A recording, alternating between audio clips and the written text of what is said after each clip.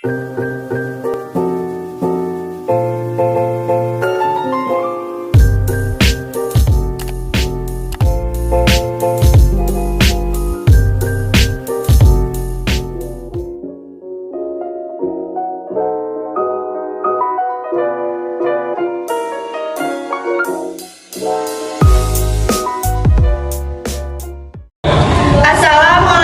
warahmatullahi wabarakatuh. Hai guys, perkenalkan nama saya Sabrina Raifa dengan NPM 202414500208 dan partner saya. Halo semuanya, nama saya Dina Feriska Wijaya dengan NPM 202414900-240. Kita akan menjelaskan materi tentang hakikat manusia dan sifat keingintahuannya. Definisi hakikat sifat manusia, menurut ahli psikologi menyatakan bahwa hakikat manusia adalah rohani dan jiwa. Jasmani dan nafsu merupakan alat atau bagian dari rohani. Sifat hakikat manusia adalah ciri-ciri karakteristik yang secara prinsip membedakan manusia dari hewan. Meskipun antara manusia dengan hewan banyak kemiripan, terutama dilihat dari segi biologisnya. Kelebihan manusia daripada makhluk lain yaitu ada 3. Yang pertama, manusia dapat berbicara dengan baik secara lisan maupun tulisan. Yang kedua, manusia bisa hidup bermasyarakat dan berbudaya. Yang ketiga, manusia mempunyai kepercayaan dan beragama.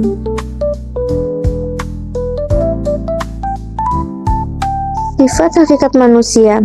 Manusia dengan rasa ingin tahunya yang besar selalu berusaha mencari keterangan tentang fenomena alam yang teramati. Untuk menjawab semua rasa ingin tahu manusia, sering mereka reka jawaban mereka sendiri. Pengetahuan seperti inilah yang disebut pseudosciences. Ilmu pengetahuan juga berkembang sesuai dengan zamannya dan sejalan dengan cara berpikir dan alat bantu yang ada pada saat itu. Pada zaman Yunani 600 sampai 2000 sebelum Masehi, terjadi pola pikir yang lebih maju dari pola pikir mitos, di mana terjadi penggabungan antara pengamatan, pengalaman dan akal sehat, logika atau rasional. Aliran ini disebut rasionalisme atau bisa dikenal dengan metode dedukasi, yaitu penarikan suatu kesimpulan didasarkan pada suatu yang bersifat umum, atau bisa disebut dengan premis mayor, menuju yang khusus, atau juga bisa disebut dengan premis minor. Yang kedua yaitu kami akan membahas mengenai perkembangan fisik, sifat, dan pikiran manusia. Perkembangan fisik manusia. Tubuh manusia terbentuk mulai dari sel sederhana yang bertahap menjadi manusia sempurna. Sel tersebut berasal dari sel kromosom sperma yang identik dengan kromosom sel telur. 5 minggu setelah menjadi konsepsi jantung mulai berdenyut serta dibagi menjadi serambi kiri dan kanan pada minggu ke-9. Minggu ke-13 janin sudah mulai terbentuk dengan fungsi bagian organ. Usia 18 minggu mulai terasa gerakan dari janin. Pada minggu ke-32 janin sudah mempersiapkan diri untuk dilahirkan dengan posisi kepala berada di bawah dan mendekati posisi lubang melahirkan. Perubahan fisik yang sangat nyata terjadi pada saat pubertas, ditandai dengan tumbuhnya rambut di area tertentu dan fungsi organ reproduksi. Perkembangan bimbingan pengetahuan semasa kecil yaitu dibimbing dengan baik oleh orang tua dan lingkungan yang terbawa sampai dewasa. Saat usia 2 tahun, perkembangan kecerdasan sangat cepat dari belajar, makan, berbicara, dan lain-lain. Masa remaja merupakan masa di mana pertentangan dengan dirinya maupun dengan orang dewasa. Setelah usia 30 tahun, mulai mengendalikan diri dan mampu menempati diri sebagai individual yang bertanggung jawab. Selanjutnya, perkembangan sikap dan pikiran manusia.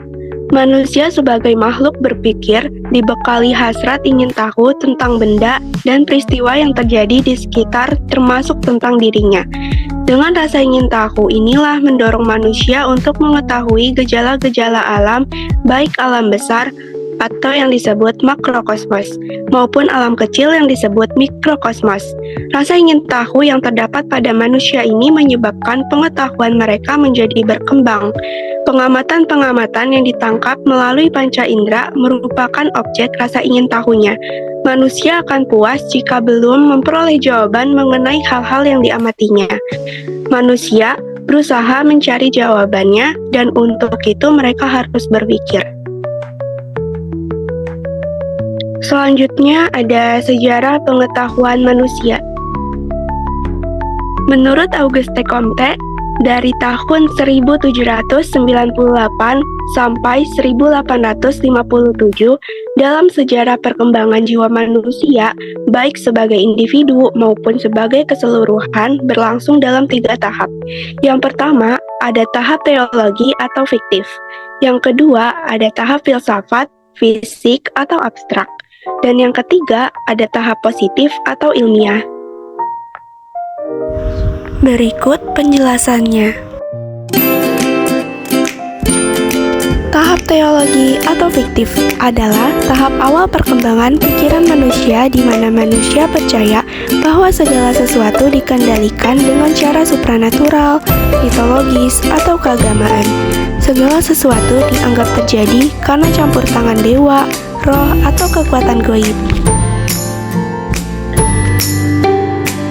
Dalam tahap teologi atau fiktif, dalam tahap ini terbagi menjadi 3 subtahap. Yang pertama adalah aminisme. Aminisme adalah keyakinan bahwa segala sesuatu memiliki roh atau jiwa.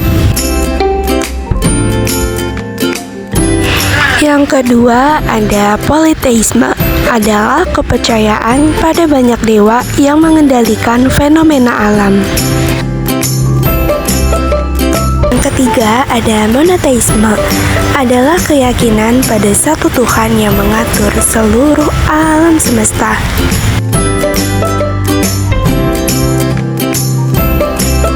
Setelah tahap teologi atau fiktif, yang kedua ada tahap filsafat, fisik atau abstrak. Tahap ini adalah tahap yang dimana manusia masih mencari penjelasan tentang dunia, tetapi tidak lagi mengandalkan mitos atau agama sepenuhnya. Yang terakhir ada tahap positif atau ilmiah, adalah tahap yang dimana manusia mulai memahami dunia berdasarkan observasi, eksperimen, dan metode ilmiah, bukan lagi mitos atau spekulasi filosofis. Contohnya, penyakit jelas disebabkan melalui bakteri dan virus, bukan kutukan atau dosa. Ilmu pengetahuan juga berkembang sesuai dengan zamannya dan sejalan dengan cara berpikir dan alat bantu yang ada pada saat itu. Contoh pada zaman yaitu adalah zaman Babilonia dan Yunani.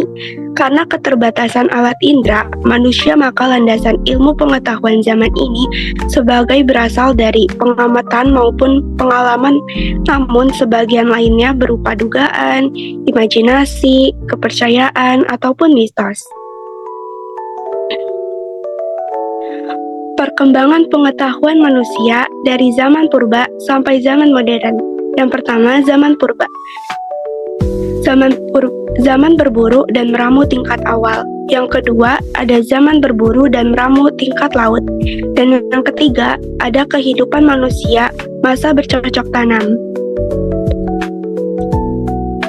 Nah, di zaman Yunani 600 sampai 200 sebelum Masehi, dalam zaman ini proses-proses perkembangan know-how tetap mendasari kehidupan sehari-hari, tetapi lebih maju dari zaman-zaman sebelumnya.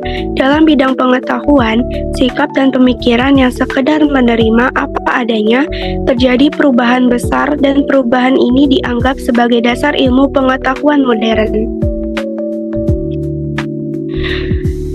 Di zaman pertengahan dikembangkan dengan metode eksperimen menyangkut bidang kedokteran, farmasi, astronomi, kimia, dan biologi. Penulisan bilangan Arab dan desimal memunculkan ilmu aljabar.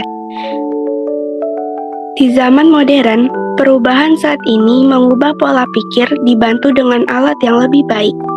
perubahan yang radikal geosentrisme ke heliosentrisme oleh Kopernikus dari 1447 hingga 1543 dan didukung dengan Galileo pada permulaan abad ke-14. Di negara Eropa terjadi perkembangan ilmu pengetahuan. Eropa menjadi pusat kemajuan ilmu pengetahuan alam. Perkembangan ilmu pengetahuan alam menjadi sangat pesat ketika muncul buku yang berjudul Novum Organum, ditulis oleh Francis Bacon 1560 sampai 1626.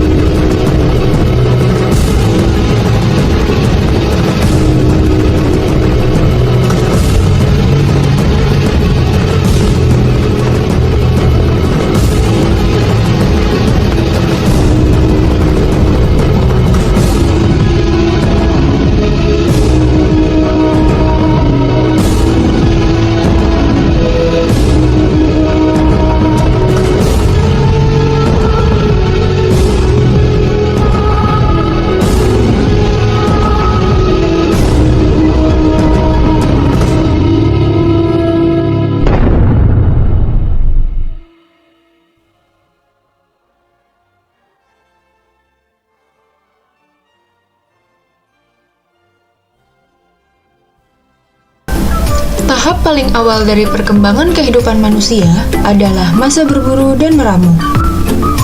Pada masa ini, manusia mengandalkan hewan dan tanaman liar sebagai sumber pangan. Mereka berburu hewan seperti babi atau kerbau hutan, kerang-kerangan, atau ikan, dan mengumpulkan berbagai tumbuhan yang dapat dimakan seperti padi dan gandum liar untuk bertahan hidup.